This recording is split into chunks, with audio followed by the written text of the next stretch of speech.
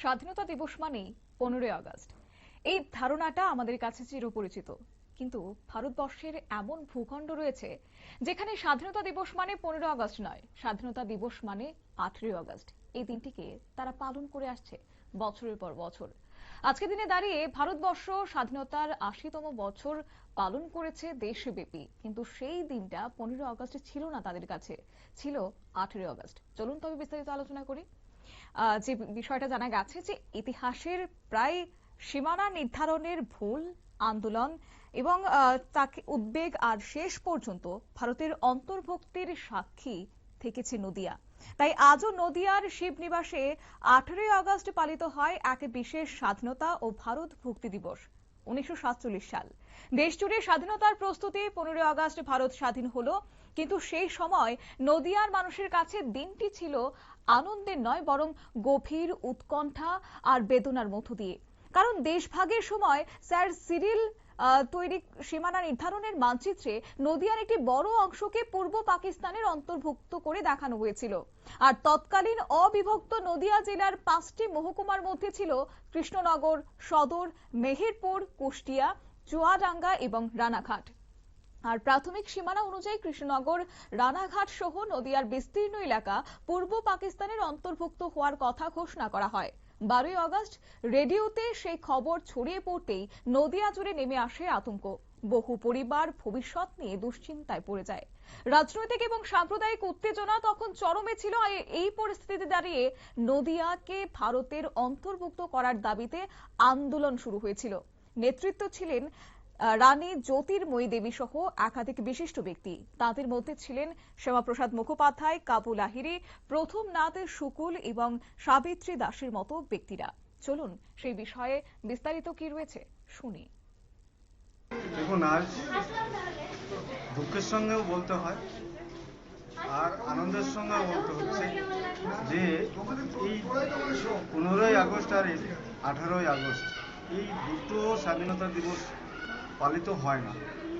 একটা দেশে দুটো স্বাধীনতা দিবস পালিত হয় না, কিন্তু এটা আমাদের ভাগ্যের বিড়ম্বনা যে নদিয়া জেলাবাসীর, যে এই নদিয়া জেলা যে ইতিহাস যা বলে সেই ইতিহাস আজ পর্যন্ত আমরা শিক্ষা ইতিহাস পুস্তকে দেখতে পাই না যে এই 18ই আগস্টের মহত্ব এবং 17ই আগস্টের গুরুত্ব কি। কোনো সরকারই সেইভাবে এটা গ্রহণ করেনি। যারা সংগ্রাম করেছে, যারা আত্মবলিদান দিয়েছে স্বাধীনতা রক্ষার্থে, দেশ বাঁচানোর জন্য, দেশ পরাধীনের হাত থেকে রক্ষা করেছে, অথচ সেই স্বাধীনতার মধ্যেও আমরা পরাধীন হয়েছিলাম এই নদিয়াবাসী।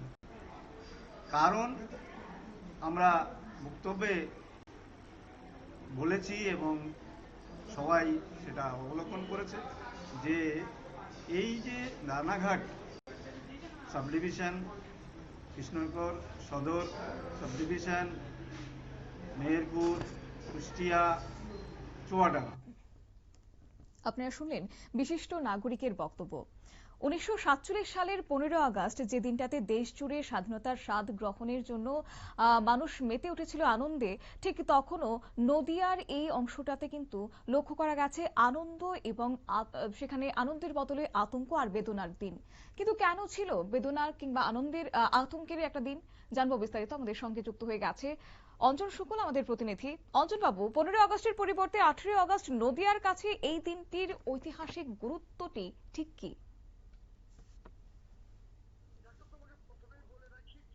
দেশের স্বাধীনতা বলতে কিন্তু একটা দিনকেই বোঝায়, কিন্তু ভারতবর্ষের ক্ষেত্রে ঘটেছে বিক্রম।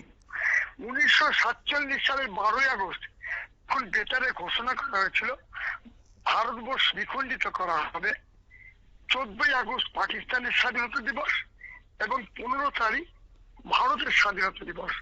তখন নদিয়ার মহকুমা ছিল 5টি: রানাঘাট, কৃষ্ণনগর, মেহেরপুর, চুয়াডাঙ্গা, কুষ্টিয়া।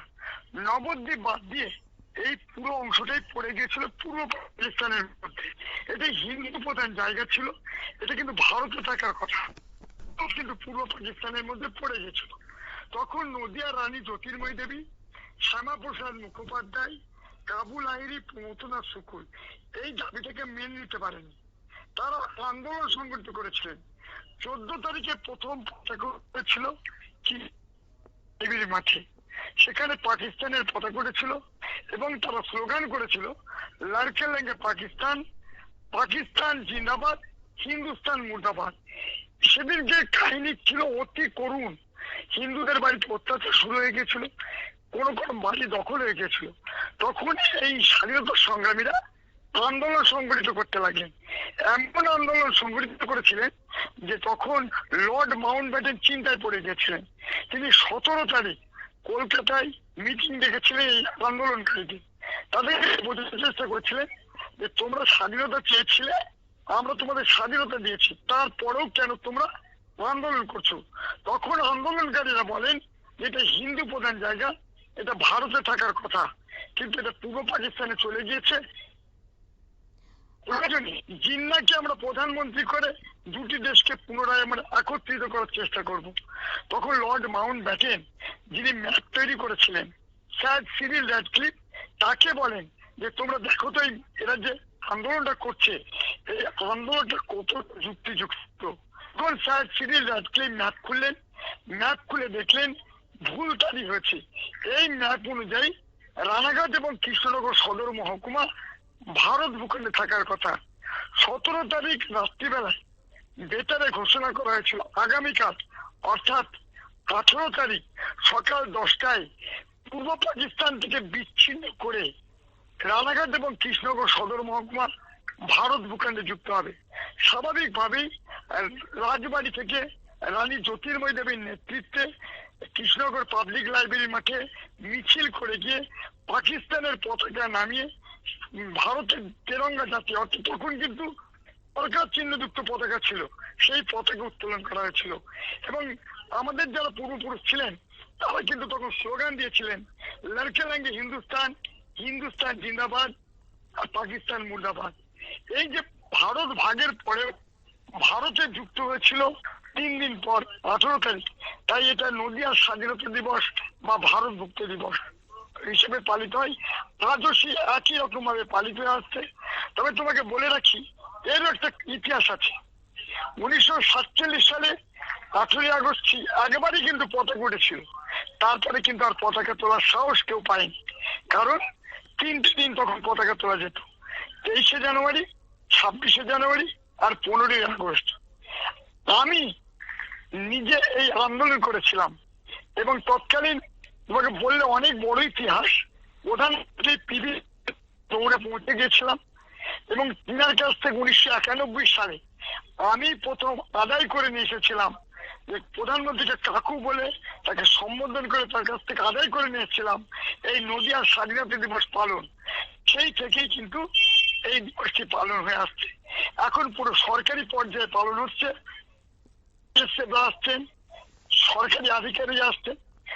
নদিয়ার কাছে এই দিনটি অতি গুরুত্বপূর্ণ দিন। এবছর একেবারে ধন্যবাদ আপনাকে এই গুরুত্বপূর্ণ বিষয়গুলো তুলে ধরার জন্য। এবং তার পাশাপাশি বলে রাখি যে ইতিহাসের সেই ভুল সীমানা, মানুষের আন্দোলন এবং শেষ পর্যন্ত ভারতের সঙ্গে নদিয়ার সংযুক্তি, আর সব মিলিয়ে 18ই আগস্ট নদিয়াবাসীর কাছে শুধুমাত্র একটি তারিখ নয়, এটি তাদের ইতিহাস, আবেগ এবং আত্মপরিচয়ের সঙ্গে জড়িয়ে থাকার একটি বিশেষ দিন।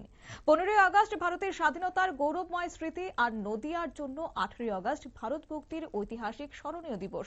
এই দুটি তারিখই নদিয়াবাসীর কাছে একটা আলাদা আবেগ বহন করে আসছে, আর আলাদা ইতিহাস এবং তার পাশাপাশি আলাদা তাৎপর্যপূর্ণ নদিয়াবাসীর জন্য।